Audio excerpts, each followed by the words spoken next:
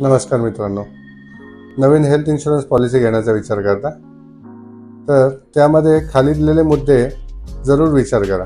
जसे की तुम्ही किती सम इन्शुअर्डची पॉलिसी घेताय, म्हणजे तुमची फॅमिलीची साईज किती आहे, त्यांचे वय किती आहे, यामुळे तुमच्या सम इन्शुअर्डवर खूप फरक पडतो.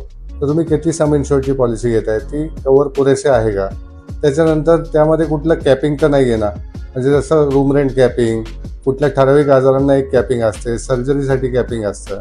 त्याच्यानंतर त्यामध्ये कुठल्याही प्रकारचं को पेमेंट तर तुम्ही घेत नाही आहे ना.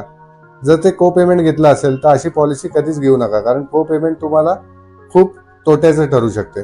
त्याच्यानंतर तुम्ही ज्या कंपनीची पॉलिसी घेताय त्याचं कॅशलेस नेटवर्क चांगलं आहे का, किती कॅशलेस नेटवर्क हॉस्पिटल आहेत त्याच्या अंडर, आणि पॅन इंडिया तुम्हाला एकाच झोनमध्ये ट्रीटमेंट मिळते का. नाही तर काही पॉलिसीमध्ये तुम्हाला जर पुण्याच्या बाहेर ट्रीटमेंट घेतली तर 20% को पेमेंट भरावं लागतं. तर तसं तर तुमच्या पॉलिसीमध्ये कुठलं फीचर नाही आहे ना.